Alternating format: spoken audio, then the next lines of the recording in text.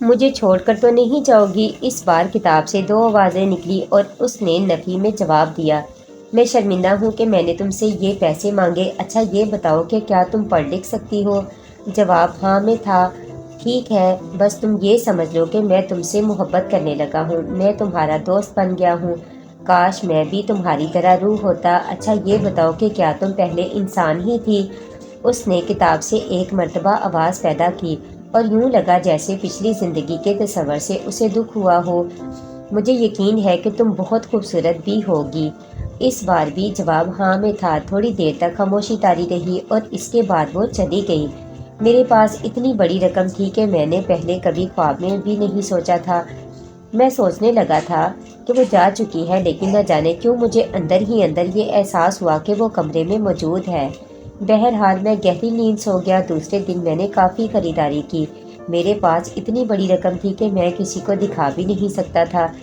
میں نورین کے لیے بھی بہت سی چیزیں لایا اور یہ فیصلہ کیا کہ اسے یہ چیزیں دے آؤں گا، لیکن گھر پہنچ کر ایسی گہری نیند آئی کہ شام کی تاریکی پھیل گئی۔ تب امی نے مجھے جگایا۔ وہ کہنے لگی، کب کہ تم پڑھ رہے ہو، یہ تھوڑی سی کھانے پینے کی چیزیں ہیں، جا کر بڑی خالہ جی کو دے آنا، وہی جو کل آئی تھی۔ ٹھیک ہے۔ میں کھانا لے کر کمرے سے نکل رہا تھا کہ کسی نے شوخی سے میرے بالوں کو چھیڑا۔ میں نے کہا، میں ابھی 5 منٹ میں کھانا دے کر واپس آ رہا ہوں، جاؤ میرے کمرے میں جا کر بیٹھو۔ میں سمجھ گیا تھا کہ میری دوست آ گئی ہے، لیکن اس نے میری بات نہیں مانی۔ ہوا کی محسوس رفتار سے میں نے اندازہ لگا لیا کہ وہ میرے ساتھ قدم اٹھا رہی ہے۔ مجھے بھلا کیا اعتراض ہوتا، بلکہ خوشی تھی کہ میری دوست میرے ساتھ چل رہی تھی۔ میدان پار کیا ہی تھا کہ اچانک ہی رخسانہ کی ہنسی کی آواز سنائی دی اور میں رک گیا۔ کون تھا یہ؟ میرے منہ سے بے اختیار نکلا۔ میرے ساتھ چلنے والی روح بھی رک گئی، ہوا کی سرسراہٹ بھی رک گئی تھی۔ تم موجود ہو؟ میں نے سوال کیا اور اس نے میرے بالوں کی لٹ چھو کر اپنی موجودگی کا احساس دلایا۔ تم نے ہنسی کی آواز سنی تھی؟ جواب ہاں میں ملا۔ تو کیا تم ہنس رہی تھی؟ جواب نہیں میں ملا۔ میں نے اسے نفی میں جواب دینے کے لیے ہدایت نہیں کی تھی، کسی اور کے ہنسنے کی آواز تھی نا۔ ہاں، ایک سرد سی لہر نے بکھرے ہوئے بال درست کر دیے۔ تمہیں معلوم ہے کون ہنس رہا تھا؟ نہیں۔ پھر میں نے ایک گہری سانس کے ساتھ قدم آگے بڑھا دیے۔ وہ بدستور میرے ساتھ ہی چل رہی تھی۔ میں اسے جھونپڑے تک پہنچ گیا، جس کو بڑی اماں یا بڑی خالہ کی جھونپڑی کہا جاتا تھا۔ چاروں طرف بدبو پھیلی ہوئی تھی۔ میں نے ناک پر ہاتھ رکھ لیا۔ آنکھیں تاریکی میں دیکھنے کے قابل ہوئیں تو بڑی اماں نظر آ گئی۔ وہ ایک جھلنگے سے پلنگ پر لیٹی ہوئی تھی۔ ارے بیٹے خیر تو ہے، اس نے کہا۔ جھونپڑی میں اچھی خاصی تاریکی تھی، پھر بھی اس نے مجھے اپنی آنکھوں سے پہچان لیا۔ میں نے کہا، خالہ تمہارا کھانا لے کر آیا ہوں۔ جیتے رہو بیٹا، میں خود تمہارے پاس آنے والی تھی۔ میں نے کپڑے میں بندھے ہوئے برتن اسے دیے اور وہ دعائیں دینے لگی۔ بہرحال میں وہاں سے آگے بڑھا اور میں نے کہا، میں تو اس گھٹن زدہ بدبودار تاریک جگہ میں ایک دن بھی زندہ نہیں رہ سکتا۔ سرد ہوا کے ہلکے سے جھونکے نے میرے بالوں سے شوخی کی۔ نادیدہ دوست میرے ہمراہ تھی اور میرے تبصرے پر میری ہاں میں ہاں ملا رہی تھی۔ کاش میں تمہارے لیے زبان خرید لاتا۔ جواب میں میرے بالوں کو چھیڑا گیا۔ لیکن ایک بات میں تم سے کہوں، اب تم کھل کر مجھ سے بات نہیں کر سکو گی، میں نے اسے متعجب کرتے ہوئے کہا اور وہ چونک سی گئی۔ میں راستے بھر اس کے ذوق و شوق اور تجسس میں اضافہ کے لیے جملے بولتا رہا۔ گھر قریب آیا تو مجھے ایک عجیب سی مسرت ہوئی۔ بھائی جان میرے منتظر تھے۔ وہ اپنی ایک اہم کتاب اپنے دوست احمد کے گھر چھوڑ آئے تھے اور چاہتے تھے کہ میں بھاگتا ہوا جاؤں اور ان کی کتاب لے آؤں۔ احمد کا گھر اتنی دور نہیں تھا، سڑک کے پار اسی گلی میں تھا، لیکن جب میں وہاں چلا تو سڑک میلوں دور محسوس ہوئی۔ واپس آیا تو امی دروازے پر کھڑی تھی۔ کتاب مجھے دو اور تم بھاگ کر سموسے اور دال لے آؤ۔ میں واپس پلٹا اور یہ چیزیں لے آیا اور انہوں نے پانوں کی فرمائش کر دی۔ پھر میرا پارا چڑھ گیا۔ آپ ایک ہی بار ساری چیزیں کیوں نہیں منگوا لیتی؟ میں بار بار نہیں جاؤں گا۔ شاید قدرت کو میرا امتحان منظور تھا یا میرے اضطراب میں اضافہ کیا جا رہا تھا۔ میں بری طرح ہانپتا کانپتا ہوا پان لے کر گھر پہنچا تو امی جان نے دودھ کا برتن تھما دیا۔ چائے تیار تھی، لیکن باورچی خانے میں رکھی ہوئی دیگچی کا دودھ خراب ہو گیا تھا۔ بہرحال مجھے مجبوراً دودھ بھی لا کر دینا پڑا اور یہ دعا کرتا ہوا آیا کہ اب کوئی نئی چیز نہ منگوائی جائے۔ ابھی دودھ کا برتن تھما ہی رہا تھا کہ کسی نے دروازے کی گھنٹی بجا دی۔ میں باہر جانے اور گھنٹی کا جواب دینے کے لیے تیار نہیں تھا، مگر یہ ناخوشگوار فرض بھی مجھے ہی انجام دینا پڑا۔ دروازے پر وہی پولیس افسر موجود تھا جو میرا بیان لینے کے لیے مجھے اپنے ساتھ لے گیا تھا۔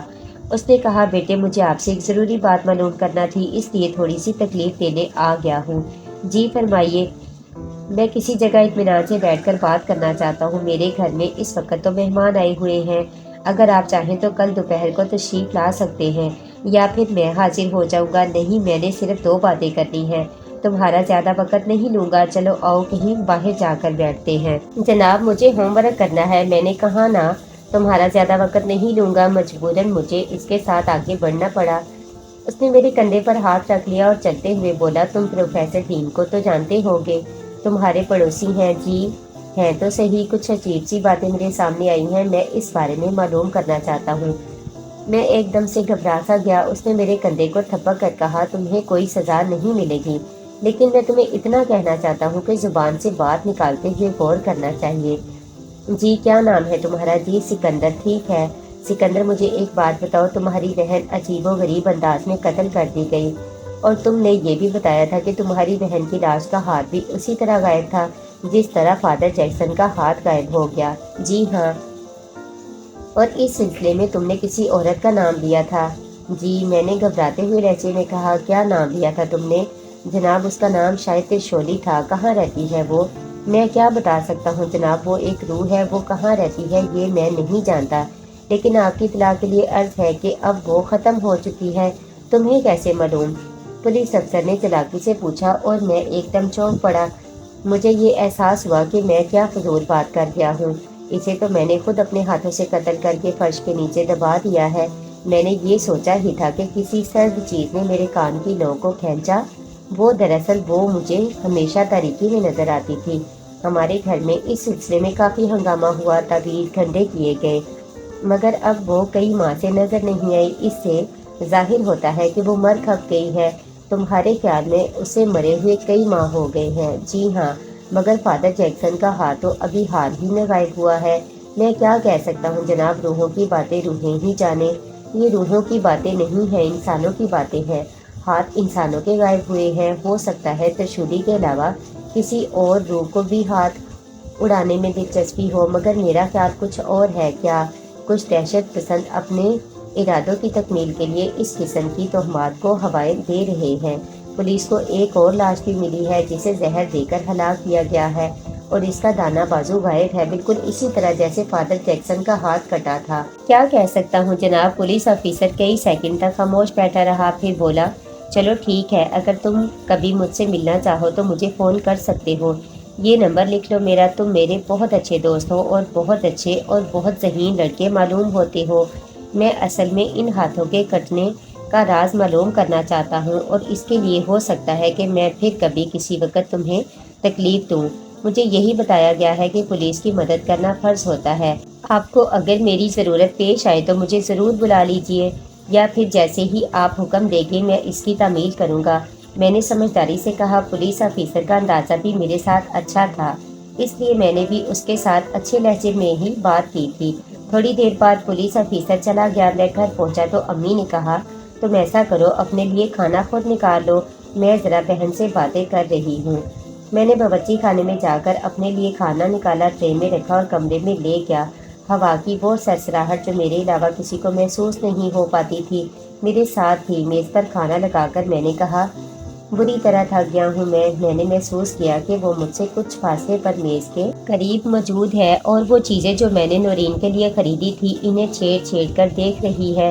میں نے اچانک ہی محسوس کیا کہ اسے یہ چیزیں اچھی لگی ہیں۔ یہ سب اچھی ہے نا؟ اس نے میرے بالوں کو چھو کر اپنی پسندیدگی کا اظہار کیا۔ میں نورین کے لیے لایا ہوں، تم نورین کو تو جانتی ہوگی، جب مجھے اتنے قریب سے دیکھا ہے تو نورین کو بھی دیکھا ہوگا۔ بالوں میں ایک بار پھر وہی ٹھنڈک محسوس ہوئی۔ ویسے وہ بہت اچھی لڑکی ہے اور تمہیں ایک راز کی بات بتاؤں، میرا خیال ہے وہ مجھ سے محبت کرنے لگی ہے۔ ہوا میں سرسراہٹ سی ہوئی، شاید وہ میری باتوں پر ہنس رہی تھی۔ میں نے روانی میں کہا اور سچی بات میں یہ بھی بتاؤں کہ اگر میں نے کسی لڑکی سے محبت کی تو وہ نورین ہی ہوگی۔ اس کے اندر بہت سی خوبیاں ہیں، خوبصورت ہے، خوبصیرت ہے۔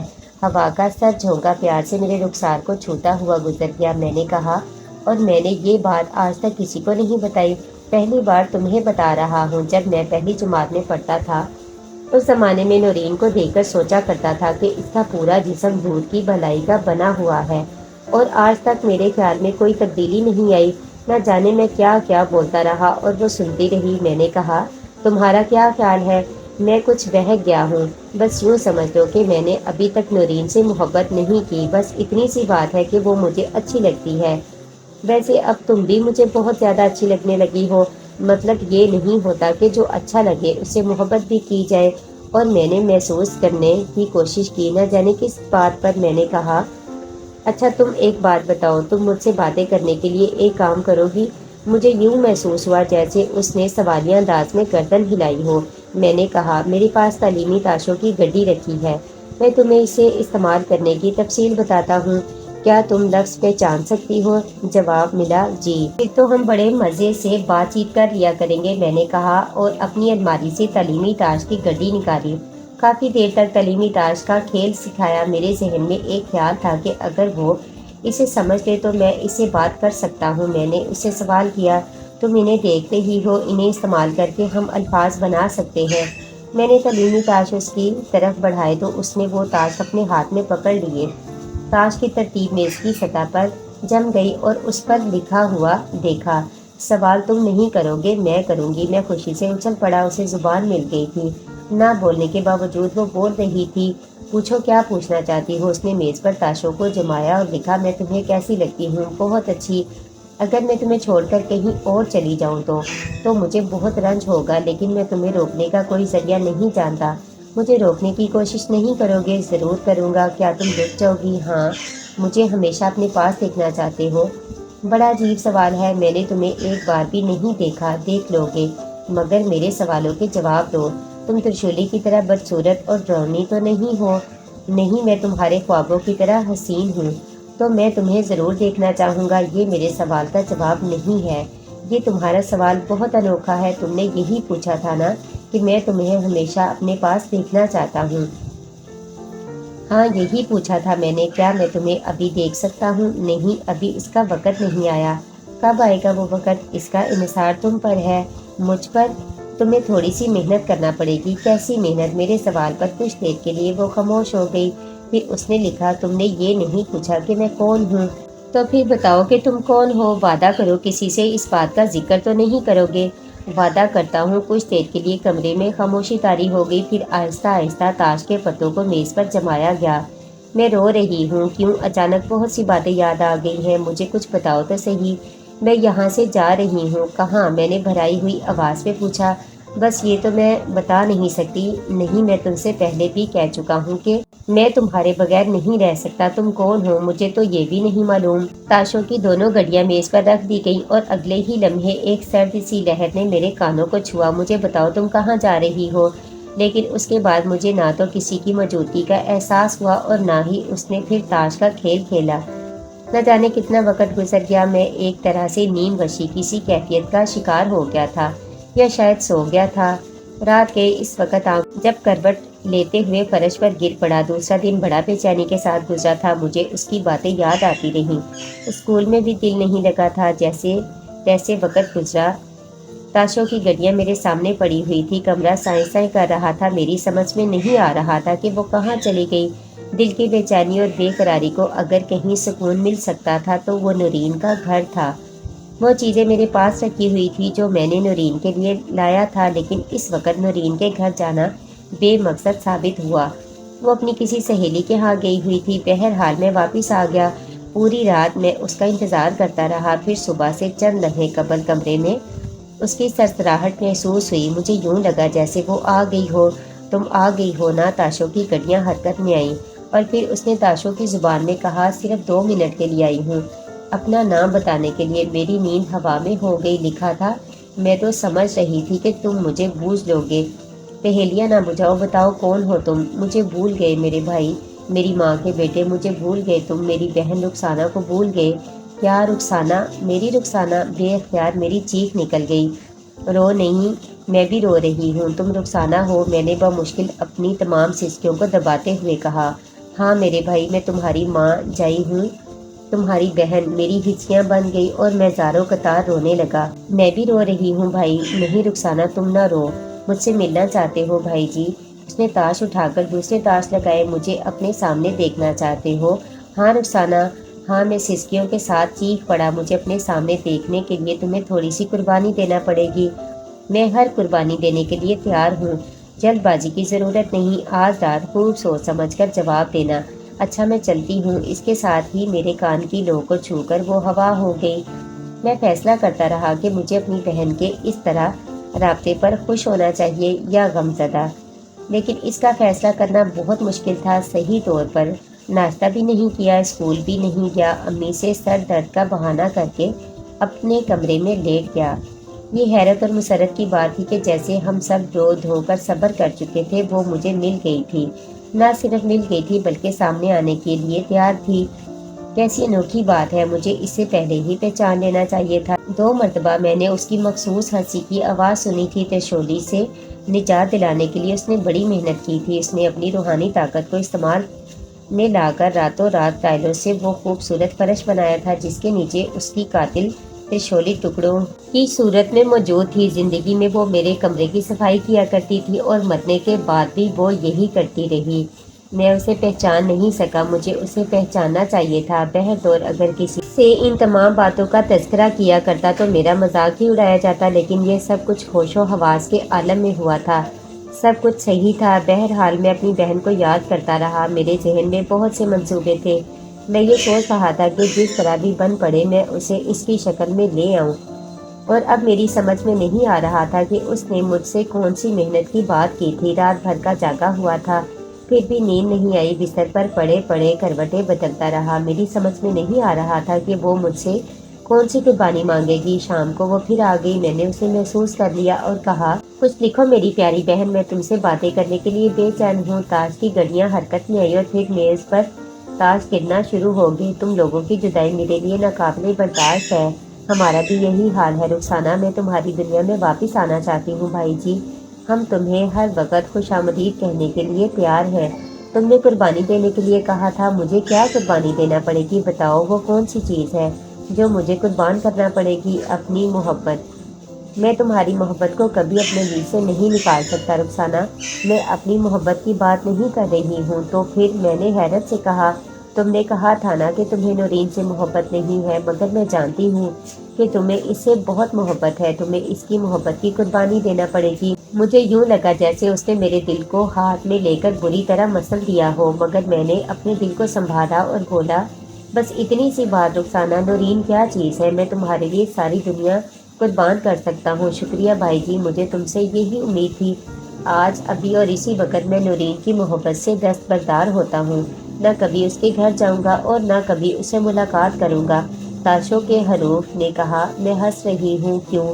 کچھ لمحوں تک کوئی جواب نہیں ملا۔ پھر کہا گیا، تم جانتے ہو میں ایک روح ہوں، مگر مجھے مجسم دیکھنے کے لیے تمہیں ایک خوبصورت بدن کا انتظام کرنا پڑے گا۔ کیا؟